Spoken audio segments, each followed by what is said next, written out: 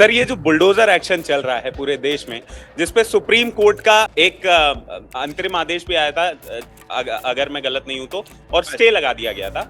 और अभी भी उस पर डिस्कशन चल ही रहा है, लेकिन बावजूद उसके बीजेपी गवर्नमेंट के कई ऐसे राज्यों से कंप्लेंट्स निकलकर सामने आई कि भाई वो लोग रुकने का नाम नहीं ले रहे हैं। Particularly speaking Rahul Gandhi, do you think आप जिस सिस्टम के बारे में एनविजन करते हैं उस सिस्टम को एग्जीक्यूट करने के काबिल हैं, और उस चीज में, उस दिशा में अभी सही दिशा में आगे बढ़ रहे हैं, या अभी भी थोड़ा सा लेन परिवर्तन करने की जरूरत है? मैंने तो प्राइम मिनिस्टर को चिट्ठी भेजी थी।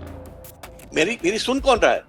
समझदार लोगों की बातें कोई नहीं सुनता इस देश में, याद रखना। कौन सी दिक्कतें हैं पार्टी पॉलिटिक्स से ऊपर जो आपको लगता है कि इस नेशन बिल्डिंग में आज की डेट में बहुत ज्यादा दुविधा बन के सामने आ रही है? व्यवस्थाएं बनाइए, मैं उसका पक्षधर हूँ, बट पॉलिटिकल इलेक्शन जीतने के लिए जब आप फ्रीबीज बांटते हो जी, तो वो आपका पैसा नहीं है जी, वो पब्लिक का पैसा है। क्योंकि एक तरफ तो लगातार इन फ्रीबीज के जरिए 2000 1000 हर राज्य में बांटे जा रहे हैं, और उसको कवर अप करने के लिए अब 35% टैक्स जनता के ऊपर लगाया जा रहा है। मैं जब विवेक तनखा इन बातों को बोलता है तो मैं इस देशभक्त के नाते बोलता हूँ। मेरे लिए कंट्री फर्स्ट है। आपने शीर्ष नेतृत्व में इस आपत्ति को दर्ज कराया है। एक बार फिर से आईबीसी 24 माइंड समिट में आप सभी का स्वागत है। जैसा कि आप सभी जानते हैं, मध्य प्रदेश सरकार को 1 साल पूरे हो रहे हैं, और आईबीसी 24 जैसा कि छत्तीसगढ़ एडिशन लेके आया था, वैसे ही माइंड समिट का मध्य प्रदेश एडिशन लेके आया, और एक बेहद ही खास शख्सियत हमारे बीच मौजूद है। और खास इसलिए क्योंकि ये अकेले अपने दम पे पूरी की पूरी भाजपा के नेतृत्व को जो है ना, वो मजा चखा देते हैं। बहुत ही लर्नेड सीनियर लीडर हैं कांग्रेस के, और हाई कोर्ट में, सुप्रीम कोर्ट में अपनी जो दलीलें रखते हैं, वो उससे कहीं ना कहीं भाजपा के बड़े बड़े और कद्दावर नेता भी कतराते हैं। बहुत बहुत स्वागत है विवेक जी आपका। अम, इसके लिए मैंने इस इंटरव्यू के लिए कोई खास प्रिपरेशन इसलिए नहीं की है, क्योंकि मैं बहुत ही रॉ अंदाज में जानना चाहता हूं कि कौन सी दिक्कतें हैं पार्टी पॉलिटिक्स से ऊपर जो आपको लगता है कि इस नेशन बिल्डिंग में आज की डेट में बहुत ज्यादा दुविधा बन के सामने आ रही है।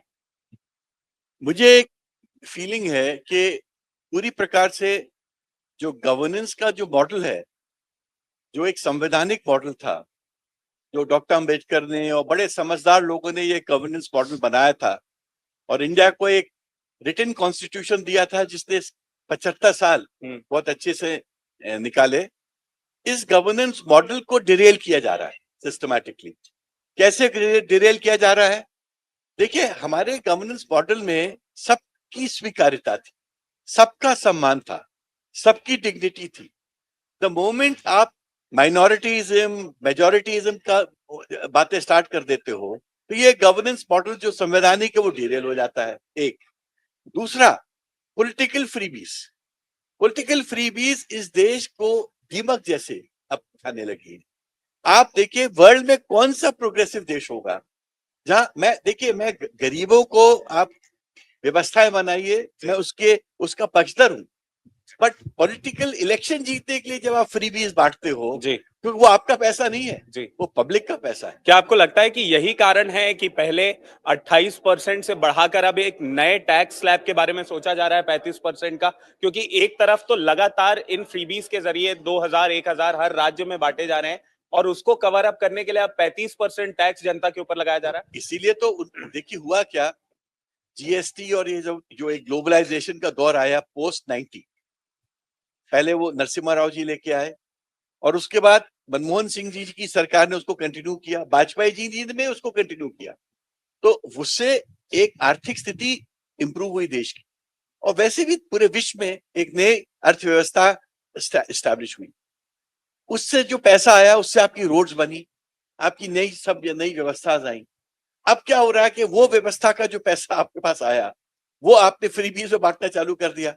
तो अब आपके पास क्या है कि आप पब्लिक को फिर टैक्स लोगे, तो पहले आप उनको उन्हीं के पैसे से व्यवस्था करोगे, फिर उन्हीं पे टैक्स डोलोगे, और वो पैसा टैक्स के माध्यम से वापस ले लो। सर, लेकिन कहीं ना कहीं आप इसमें कांग्रेस को भी एक कल्प्रिट नहीं मानते? क्योंकि कांग्रेस भी तो कर्नाटका में उसी प्रकार से फ्रीबीज और बाकी के राज्यों में भी वो। मैं जब विवेक तनखा इन बातों को बोलता है तो मैं इस देशभक्त के नाते बोलता हूँ।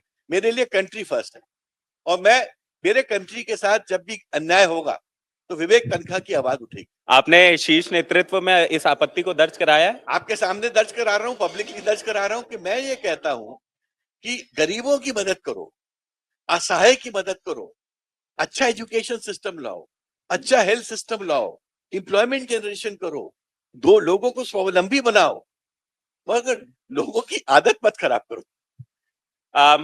कांग्रेस पार्टी का जो शीर्ष नेतृत्व है and particularly speaking Rahul Gandhi, do you think आप जिस सिस्टम के बारे में एनविजन करते हैं उस सिस्टम को एग्जीक्यूट करने के काबिल हैं और उस चीज में उस दिशा में अभी सही दिशा में आगे बढ़ रहे हैं या अभी भी थोड़ा सा लेन परिवर्तन करने की जरूरत है? देखिए, मैं जिस सिस्टम की बात कर रहा हूं वो सिस्टम लीडर सेंट्रिक नहीं है, वो सिस्टम संवैधानिक सेंट्रिक। मेरा कहना है कि इंस्टीट्यूशंस को बिल्ड करो, लीडर्स आएंगे जाएंगे, पार्टीज आएंगी जाएंगी, इंस्टीट्यूट जब आपका जुडिशियल सिस्टम अच्छा होगा, 5 करोड़ अगर केसेस पेंडिंग है आपके पास इंडिया में, उसमें से 60 लाख करीब हाई कोर्ट में है और कितने लाख सुप्रीम कोर्ट में है। आप सोचो, आपको नहीं लगता कि आपकी न्यायिक व्यवस्था चिरमरा गई है? सर क्या तरीका है उसका, मतलब क्या सोल्यूशन है? एज एन प्रॉब्लम है, इंडिविजुअल मैं भी बहुत ज्यादा इस चीज को लेके परेशान रहता हूं, बट मैं उसका तरीका नहीं जान पाता। सो यू आर देयर जो इसको फर्स्ट हैंड एक्सपीरियंस करते हैं, क्या तरीका है, सोल्यूशन क्या है? मैंने तो प्राइम मिनिस्टर को चिट्ठी भेजी थी। मेरी सुन कौन रहा है? समझदार लोगों की बातें कोई नहीं सुनता इस देश में, याद रखना। मेरा कहना था कि अगर आपको जुडिशियल सिस्टम को ओवरऑल करना है, अगर आप सीरियस हो, 3 दिन का सेशन पार्लियामेंट का बुलाइए खाली जुडिशरी को डिस्कस करने के लिए, और कोई पार्टी विप नहीं होनी चाहिए, सबकी बात सुनो और उसके बाद उसका एक सारांश निकालो और वो अमेंडमेंट्स लेके आओ। जब तक आप लोगों को जस्टिस विद इन 6 मंथ्स या 8 मंथ्स नहीं दे पाओगे, इस जस्टिस का मतलब क्या है? बिल्कुल 5 सर, साल बाद, 10 साल बाद, 20 साल बाद, 50 साल बाद मिलता है। Justice delayed is justice denied. Denied. इसी तरह है एडमिनिस्ट्रेटिव जस्टिस। एडमिनिस्ट्रेशन आपका बिल्कुल, इंग्लिश में एक फ्रेज है, गॉन टू द डॉग्स। मतलब कहने का कि एडमिनिस्ट्रेशन जो है पार्टी बंदी से चलता है, ना कि कानून से चलता है। पुलिस पार्टी बंदी से चलती, कानून से चलती, तो आप इसको संवैधानिक व्यवस्था कहते हो? मेरा कहना है इस देश को कानून का राज चाहिए, संवैधानिक राज चाहिए, ये सब पर्सनलाइज राज नहीं चाहिए। जी, एक जाते जाते last question, what has been your most challenging case, और वो क्यों इतना चैलेंजिंग था? क्या पेचीदगी थी? कहां से उसका एक ऐसा लॉजिक आपने ढूंढा कि हाँ भाई इस केस को इस तरीके से हैंडल किया जा सकता है?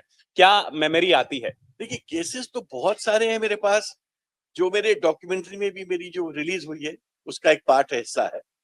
बट एक केस ये था, मध्य प्रदेश में 5,000 करोड़ रुपए का डेट था जी। कोल कंपनीज, कोल मैन्युफैक्चर जो कंपनीज थी वो सब हमसे वो पैसा मांगने लगी क्योंकि हम उनका पैसा नहीं दे पा रहे थे।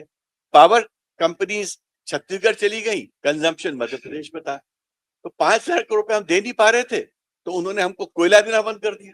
मध्य प्रदेश में हाहाकार मच गई, ब्लैकआउट्स होने लगे। तो उस वक्त मैंने हाई कोर्ट से जाके रिलीफ मांगी कि मध्य प्रदेश को कोल कंपनीज जो कोल नहीं दे रही है उनको जंग करिए कि देते रहे जब तक कि एक नेशनल सोल्यूशन इसका नहीं आता। हाई कोर्ट ने मेरी प्रेयर मानी, मैं एडवोकेट जनरल था, हाई कोर्ट ने मुझे वो प्रेयर एक्सेप्ट कर ली।